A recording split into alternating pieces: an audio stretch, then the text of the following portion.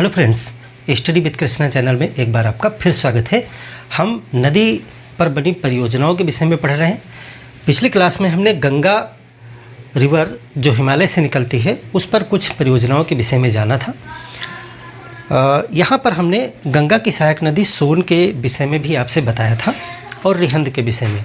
सबसे पहले उसमें एक चीज़ और आप नोट कर लें, उसको देख लें। उसके बाद हम आज की क्लास में यमुना जो हिमालय से निकलती है और यमुना की कुछ सहायक नदियाँ जो प्रायद्वीपीय क्षेत्र की तरफ से आती हैं उन पर बनी हुई परियोजनाओं के विषय में बात करेंगे।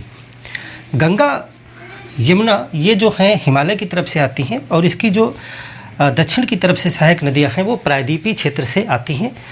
हम एक नेक्स्ट क्लास में ये भी डिस्कस करेंगे कि गंगा और प्रायद्वीपीय क्षेत्र की नदियों पर जो जल विद्युत परियोजनाएं हैं उनमें क्या अंतर है, किस प्रकार से कौन से क्षेत्र में जल विद्युत परियोजनाएं बनाना आसान होता है और उसके लिए क्या कंडीशंस होती हैं, उस पर भी हम एक कॉन्सेप्ट की क्लास जल विद्युत परियोजनाएं भारत में कैसे वर्क करती हैं और उसमें क्या क्या चीज़ें एग्जाम के दृष्टिकोण से इम्पॉर्टेंट हैं, उस पर भी हम एक क्लास ज़रूर करेंगे। अभी हम पहले जो परियोजनाएं हैं भारत में उनकी लोकेशंस क्या है जिनसे बहुत सारे क्वेश्चंस बनते हैं उनको देख रहे हैं। तो यहाँ पर हमने आपको रिहंद पे एक परियोजना के विषय में बताया था जिसको रिहंद परियोजना कहा जाता है, जिसके अंतर्गत जो है रिहंद बांध बनाया गया है। रिहंद बांध सोनभद्र जिले और मध्य प्रदेश के बॉर्डर, उत्तर प्रदेश और मध्य प्रदेश की जो है बॉर्डर पे है और ये उत्तर प्रदेश की सबसे बड़ी परियोजना है रिहंद बांध परियोजना। और यहाँ पे बहुत से बिजली घर बनाए गए हैं और इसके संबंध में हमने GBP यानी गोविंद बल्लभ पंत सागर के विषय में भी हमने आपको बताया था। गोविंद बल्लभ पंत पिछले वाली क्लास में आपको ये चीज़ें हमने नोट कराई थी।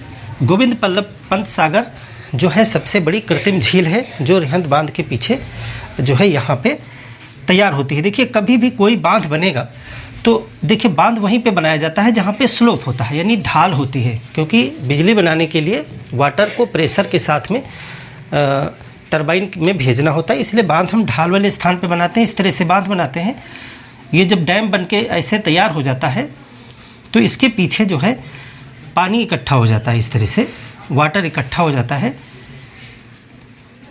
यहीं से एक बहुत बड़ी झील का निर्माण होता है, ये जो पानी इकट्ठा होता है, तो इसी का नाम दिया जाता है। तो गोविंद बल्लभ पंत सागर जो है रिहंद बांध की वजह से बनी हुई झील है जो कि सबसे बड़ी कृत्रिम झील है ये। यहाँ पे सोन नदी पे एक परियोजना है, उसको मैं उस क्लास में आपको डिस्कस करना भूल गया था, तो वहाँ पे नोट कर लें। इस परियोजना का नाम है बाण सागर परियोजना। ये प्रमुखता जो है सिंचाई के लिए एक परियोजना है, जल विद्युत के लिए भी इसको जो है तैयार किया गया है। बाण सागर परियोजना ये मध्य प्रदेश की परियोजना है, मध्य प्रदेश में ये सोन नदी पर है, तो इसको आप वहाँ पे इतना ऐड कर लीजिएगा। अब हम देखते हैं यमुना और इसकी जो प्रायद्वीपीय क्षेत्र से आने वाली सहायक नदियां हैं इन पे कौन कौन सी परियोजनाएं आपको याद रखनी है। तो सबसे पहले हम यमुना का उद्गम आप देखते हो उत्तराखंड से होता है, यमुनेत्री नाम के ग्लेशियर से। इसके संदर्भ में हमने आपको बताया था कि आप जो है रिवर्स का चैप्टर ज़रूर रिवाइज कर लीजिए, क्योंकि वहीं से आपको समझ में आएगा कि किधर को ढाल है और किधर कैसे नदियाँ जा रही हैं, तो उसको आप ज़रूर पढ़िएगा। यमुना की एक सहायक नदी है जो यूके से ही निकलती है, उत्तराखंड से ही टोंस नदी, और एक हिमाचल प्रदेश से निकलती है गिरी नदी। तो इन तीनों ही नदियों पर जो है परियोजनाएं कुछ स्थापित हैं, कुछ बनाई जा रही हैं। आपको 3-4 नाम जो है वो अवश्य याद रखने हैं। सबसे पहले यमुना पे यहाँ पे टोंस नदी पे एक परियोजना जो है निर्मित की जा रही है, किसाऊ। इस परियोजना का नाम है किसाऊ। मैं सिर्फ नाम जो है लिख रहा हूँ, किसाऊ बांध।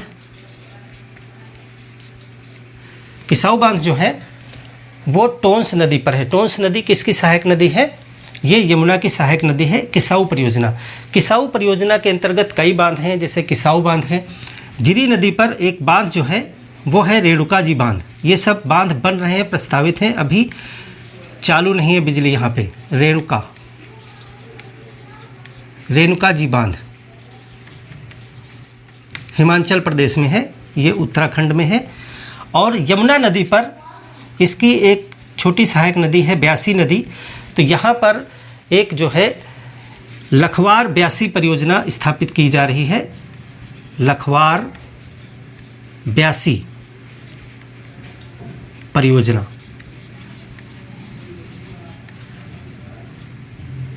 इसके अंतर्गत जो है एक लखवार बांध है, लखवार बांध और ब्यासी बांध, और दोनों ही जगह हाइड्रो इलेक्ट्रिसिटी के जो स्टेशन हैं वो बनाए जा रहे हैं। यहाँ पर जो है पावर प्लांट स्थापित किए जा रहे हैं। लखवार ब्यासी परियोजना के संदर्भ में आप ये भी जानें कि बहुत पहले ही स्वीकृत की गई थी 1976 में। लखवार ब्यासी परियोजना जो है वो उत्तराखंड में है, यमुना नदी और यहीं पर एक ब्यासी नदी भी है। तो वहीं पर दो बांध की ये एक परियोजना है, लखवार और ब्यासी बांध। 1976 में ये परियोजना स्वीकृत हुई थी, उसके बाद में 1992 में ये स्थगित हो गई और उसके बाद अब जो है इस पर फिर से कार्य शुरू हुआ है और ये निर्माणाधीन है। तो किसाऊ बांध हो या रेणुका जी बांध है जो गिरी नदी पर है, और लखवार ब्यासी परियोजना, ये निर्माणाधीन परियोजनाएं हैं। और ये जो है परियोजनाएं, जैसे लखवार ब्यासी परियोजना जो है, ये परियोजना उत्तराखंड, हिमाचल प्रदेश, हरियाणा, दिल्ली और उत्तर प्रदेश, इन सब जो है स्टेट की एक संयुक्त परियोजना है, क्योंकि इससे सबको लाभ मिलेगा। दिल्ली को भी, हरियाणा को भी, हिमाचल प्रदेश, उत्तराखंड और उत्तर प्रदेश को भी। इसी तरीके से किसाऊ बांध परियोजना, रेणुका जी परियोजना है, इनसे भी दिल्ली को वाटर सप्लाई होगा। दिल्ली यहाँ पर है, आपको पता है, यमुना नदी के किनारे है। तो दिल्ली को भी वाटर सप्लाई करने के लिए किसाऊ बांध परियोजना और रेणुका बांध परियोजना से वहाँ वाटर सप्लाई भी होगा। बाकी जिन स्टेट्स में है उनको तो फ़ायदा मिलेगा ही।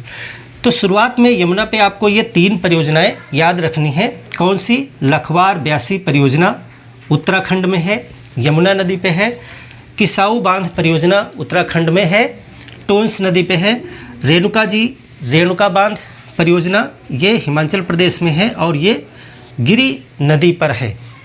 इसके बाद में जब हम आगे बढ़ते हैं तो यमुना नदी पर एक बैराज भी बनाया गया है, बैराज, और ये बैराज का नाम है Hathikund barrage. Hathikund barrage, Hathikund barrage जो है वो हरियाणा में है और इससे जो है सिंचाई के लिए नहरें निकाली गई हैं। जहाँ बैराज बनाया जाता है पानी को रोक करके, वहाँ से सिंचाई के लिए नहरें निकाली जाती हैं, यानी वाटर को डाइवर्ट किया जाता है आसपास के क्षेत्रों में। तो हाथीकुंड बैराज जो है वो हरियाणा में सिंचाई के लिए पानी उपलब्ध कराता है। तो इतनी परियोजनाएं यहाँ पर हैं। इसके बाद देखिए, ये जो मैदानी क्षेत्र है, जैसे हमने गंगा में भी देखा था और यमुना में भी देखा था, जहाँ पे हमें ढाल नहीं मिलेगी वहाँ पे हम इस तरह की परियोजनाएं नहीं बना सकते हैं। जैसा हमने अभी आप बताया कि आपको इलेक्ट्रिसिटी जनरेट करना है, अगर आपको बिजली बनाना है तो आपके पास कुछ आवश्यक दशाएं अवश्य होनी चाहिए। एक तो नदी ढाल वाले स्थान पे होनी चाहिए ताकि पानी का जो है वाटर ग्रेडियंट जो है वो हमें मिल सके, फोर्स मिल सके। उसके बाद में जब हम डैम बना रहे हैं, अगर हम डैम बना रहे हैं तो उसके पीछे जो है पानी भरने का एक स्थान भी होना चाहिए। तो वहाँ पे ज़्यादा सूटेबल कंडीशंस ये होती हैं कि दोनों तरफ हमें पहले से ही पहाड़ मिले, ताकि जब हम यहाँ पे डैम बनाएं तो उसके पीछे पानी भरने की एक जगह मिलनी चाहिए कि इधर भी पहाड़ है, इधर भी पहाड़ है। सिर्फ हमने सामने की तरफ बंद कर लिया और उसके पीछे जो है जलाशय तैयार हो गया, पानी इस तरह से भर गया। फिर इसी पानी को हम एक पाइप के माध्यम से, इस तरह से एक पाइप बना करके उसके माध्यम से छोड़ते हैं और उसी के बीच में हम अपने टरबाइंस को लगा देते हैं, प्रोपेलर्स को लगा देते हैं, जिससे हम बिजली बनाते हैं। यही तो सिद्धांत है। पानी के फोर्स यानी उसके प्रेशर के द्वारा हम टरबाइन को घुमाते हैं। तो इस पे भी हम बात करेंगे, कैसे इलेक्ट्रिसिटी जनरेट होती है, उस पर पूरा चैप्टर करेंगे, वो भी आपके सिलेबस में है।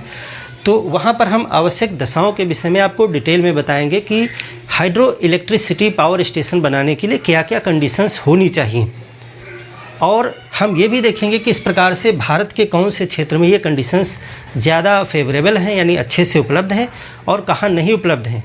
भले ही आपको देखने से लगता हो कि हिमालय की तरफ से बहुत वाटर सप्लाई है, बहुत सी नदियाँ हैं, और हमारे प्रायद्वीपीय क्षेत्र में सदा नीरा नदियाँ नहीं हैं, यानी हर समय बहने वाले पानी नहीं है।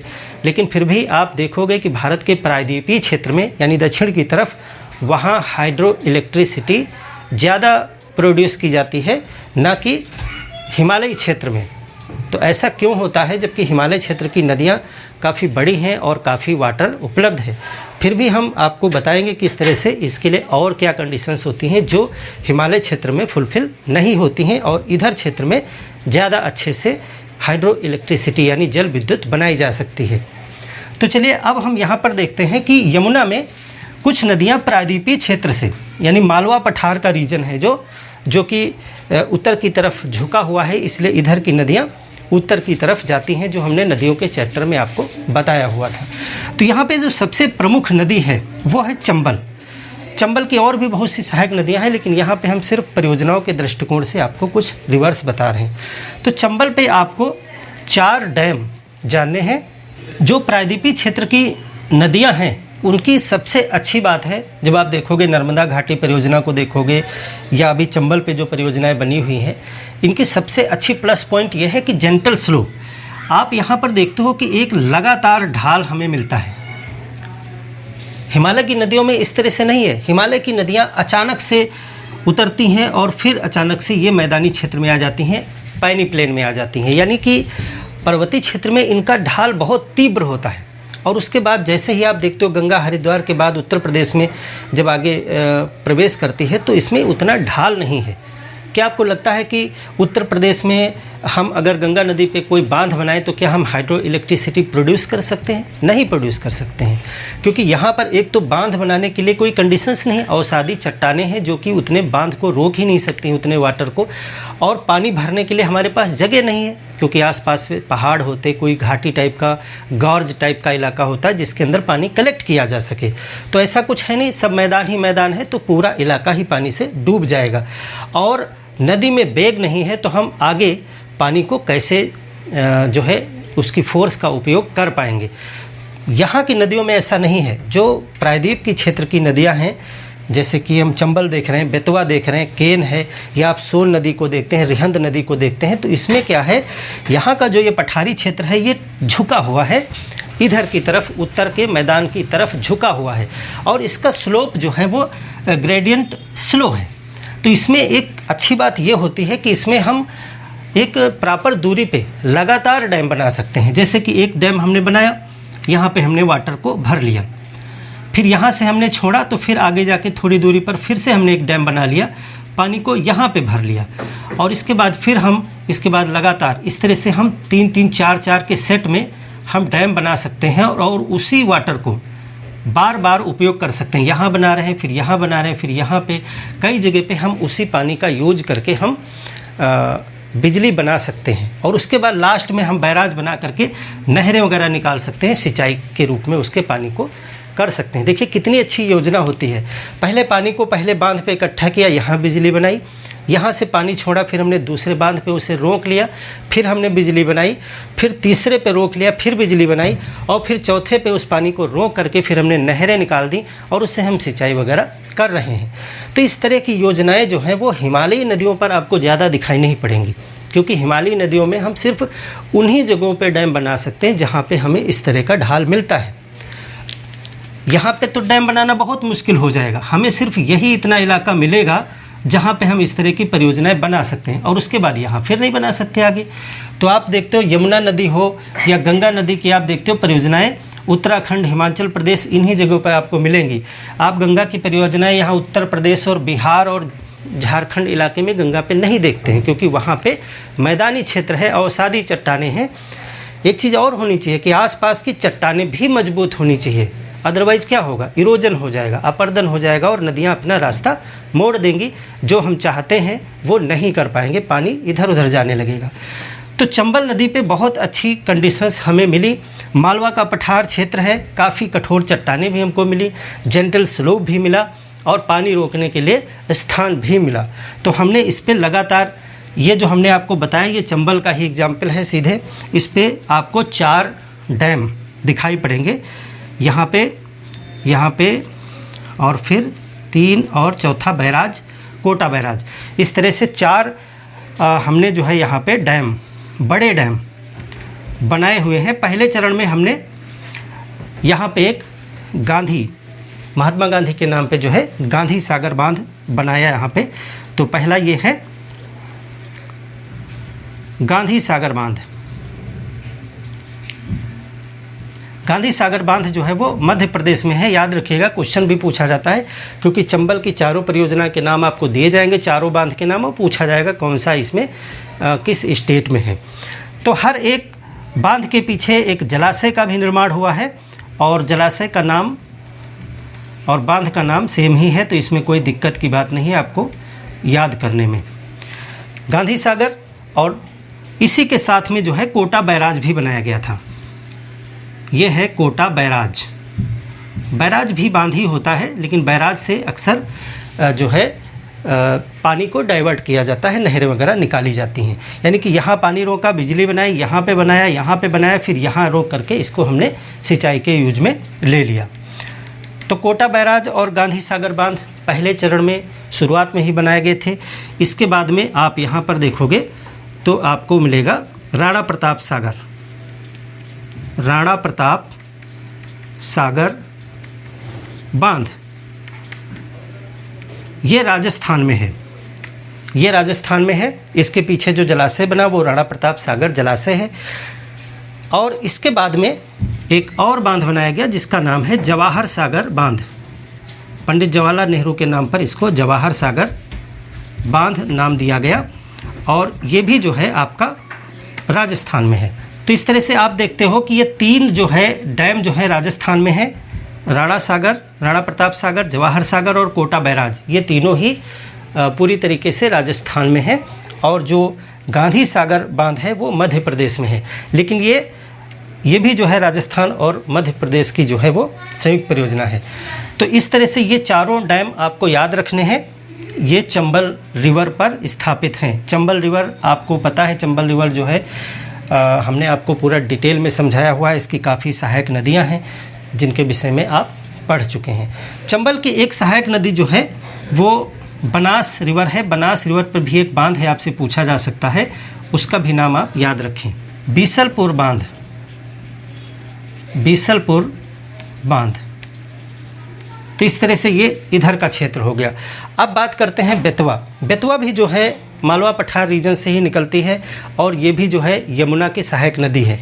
आप कमेंट करके बताएं कि चंबल जो है यमुना नदी पे कहाँ पे संगम बनाती है, बेतवा नदी कहाँ पर जा कर के संगम बनाती है यमुना नदी में। बेतवा रिवर जो है आपको ये भी पता है मध्य प्रदेश के इलाके से और उत्तर प्रदेश में जाके यमुना से मिलती है जा कर के। बेतवा रिवर बिल्कुल वैसे ही जैसे ये आपकी चंबल रिवर है, वैसे ही बेतवा रिवर भी है। बेतवा रिवर पे भी कई बांध जो है वो मध्य प्रदेश और उत्तर प्रदेश की संयुक्त परियोजना के रूप में बने हुए हैं। बेतवा रिवर जो है बुंदेलखंड में बहती है, बुंदेलखंड रीजन में। उत्तर प्रदेश के ललितपुर, झांसी, ये सब क्षेत्र जो है बेतवा रिवर से बेनिफिट उठाते हैं।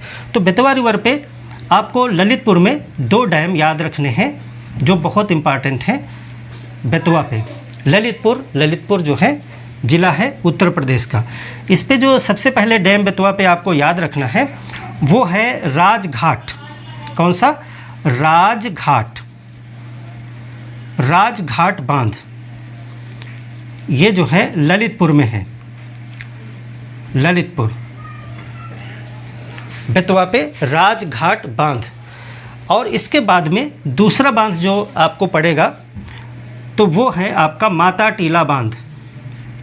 माता टीला बांध ये भी जो है ललितपुर में है।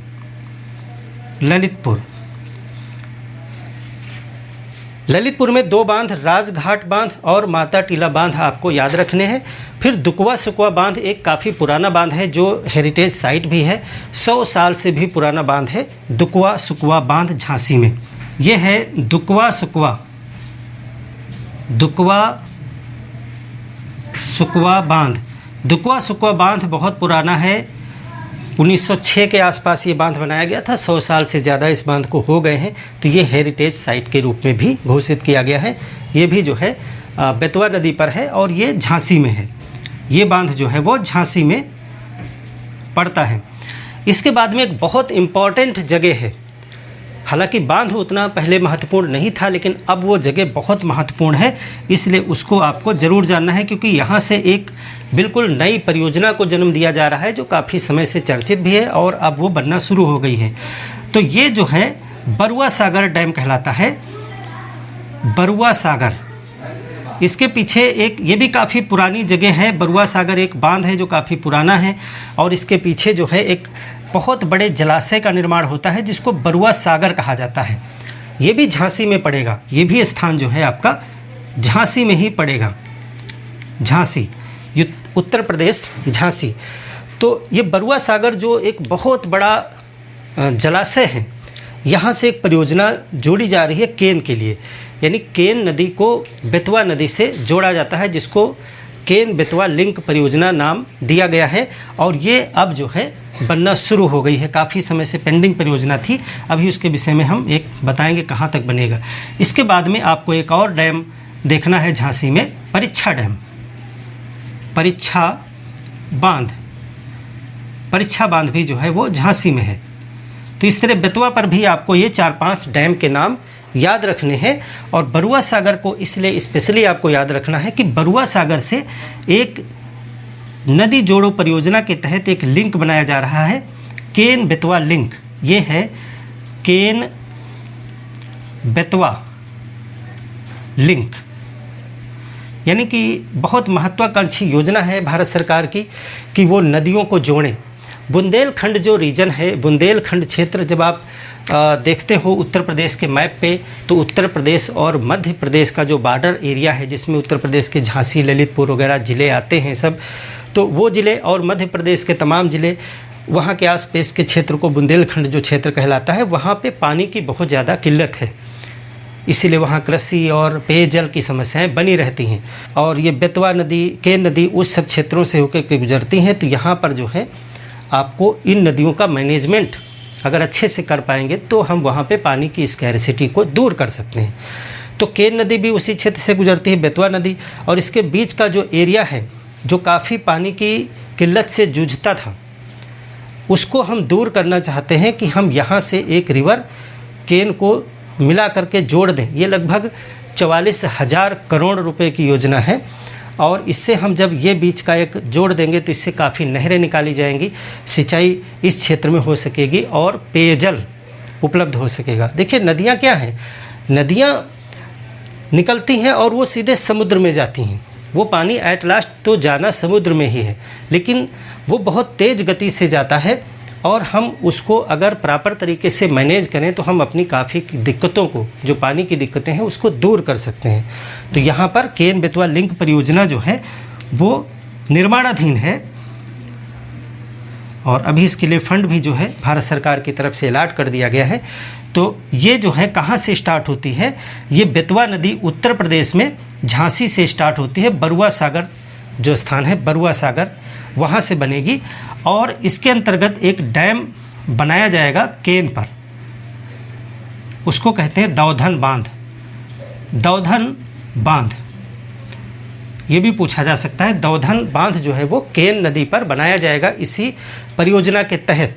तो यहाँ पे बरुआ सागर को डेवलप किया जाएगा, यहाँ पे दौधन बांध नया बनाया जाएगा, और ये केन बेतवा लिंक परियोजना को अंजाम दिया जाएगा। केन नदी जो है वो पन्ना अभ्यारण्य उससे होकर के गुजरती है। तो काफ़ी इसमें ये भी विवाद का क्षेत्र है कि दौधन बांध बनने से जो जल भराव होगा उससे पन्ना अभ्यारण्य के क्षेत्र में जो है बायोलॉजिकल यानी जो जैविक संतुलन है वो बिगड़ेगा। तो खैर वो तो अपने एक वातावरण से संबंधित जो आंदोलन चलते ही रहते हैं। दौधन बांध और बरुआ सागर को आपको याद रखना है, और ये भी याद रखना है कि केन नदी जो है वो पन्ना अभ्यारण्य से होकर के गुजरती है। तो इसके जो है अभ्यारण्य, पन्ना अभ्यारण्य से केन रिवर निकलती है, और दौधन बांध बनने की वजह से पन्ने अभ्यारण्य पर कुछ जो है खतरे हैं, तो उन पे भी आपसे प्रश्न पूछा जा सकता है, चर्चा में है। इसके बाद सोन नदी पर हमने आपको वाणा सागर परियोजना बताई और रिहंद पे रिहंद बांध परियोजना बताई। बाकी हम यहाँ पर आपको मयूराक्षी और दामोदर घाटी परियोजनाएं बता ही चुके हैं।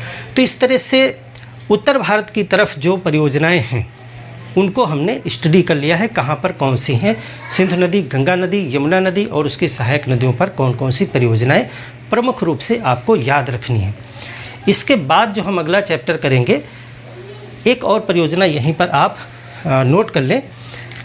जब हम माही नदी की बात करते हैं तो अगर मैप देखें आप इंडिया का मैप जब आप देखोगे तो ये गुजरात है।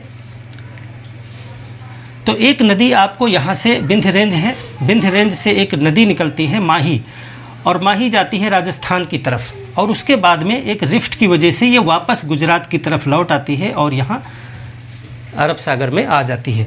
तो ये नदी है माही। माही नदी के विषय में हमने नदियों के चैप्टर में आपको पढ़ाया है। तो माही रिवर पे एक बांध बनाया गया है जिसको कहते हैं माही बजाज सागर बांध। इसी तरीके से आप ड्रा कर लें, और ये है माही बजाज सागर बांध। तो आपसे पूछा जा सकता है माही बजाज सागर बांध किस नदी पर है, तो आपका उत्तर होगा माही नदी पर ये बनाया गया है। माही नदी यहाँ विंध्य रेंज से निकलती है और अरब सागर में जाती है वापस। पहले ये उत्तर की तरफ बढ़ती है लेकिन एक रिफ्ट की वजह से ये वापस इधर को ही आ जाती है। तो इस तरह से आपने माही बांध के विषय में जाना, और इतने ये बांध हैं। हम एक चैप्टर हाइड्रो इलेक्ट्रिसिटी प्रोजेक्ट किस तरह से काम करते हैं, इनके लिए क्या क्या फेवरेबल कंडीशंस होती हैं और वो भारत में किन किन जगहों पर उचित हैं, और इसीलिए आप देखोगे उन्हीं जगहों पर ज़्यादा बड़ी बड़ी परियोजनाएं हैं। आप देख रहे हैं यहाँ पे बिजली की बहुत बड़ी बड़ी परियोजनाएं हैं। हालांकि अब भारत जो है वो बहुत बड़े बांध बनाने का पक्षधर नहीं है, फिर भी आप देखते हैं कि बिजली की उपलब्धता को पूरा करने के लिए भारत सरकार ने नेपाल के साथ में एक समझौता किया। हमने आपको पिछली क्लास में पंचेश्वर बांध के विषय में बताया था, जो गंगा की एक सहायक नदी है काली, उस पर हमने आपको पंचेश्वर बताया था। पंचेश्वर जो अभी विवादों के घेरे में है क्योंकि भारत और नेपाल के बीच में कूटनीतिक संबंध अभी सकारात्मक नहीं है, तो पंचेश्वर पेंडिंग है। लेकिन पंचेश्वर जो है वो एक बहुत बड़ी परियोजना है जो लगभग 6000 मेगावाट की परियोजना है, और भारत और नेपाल की ये संयुक्त परियोजना है, बहुत बड़ी परियोजना है। हिमालयी जो नदियां हैं उनसे हम जितना इलेक्ट्रिसिटी प्रोड्यूस करते हैं, हाइड्रो इलेक्ट्रिसिटी, उसमें बहुत बड़ा योगदान जो है पंचेश्वर से मिलने की संभावना है। तो अब हम आगे दक्षिण की तरफ जो प्रायद्वीपीय नदियां हैं, जिनमें हम नर्मदा, ताप्ती और उधर हम महानदी, गोदावरी, कृष्णा, कावेरी, इन सब नदियों पर कौन से प्रोजेक्ट हैं उसको नेक्स्ट क्लास में डिस्कस करेंगे। मिलते हैं एक और बेहतर क्लास के साथ में, तब तक के लिए धन्यवाद।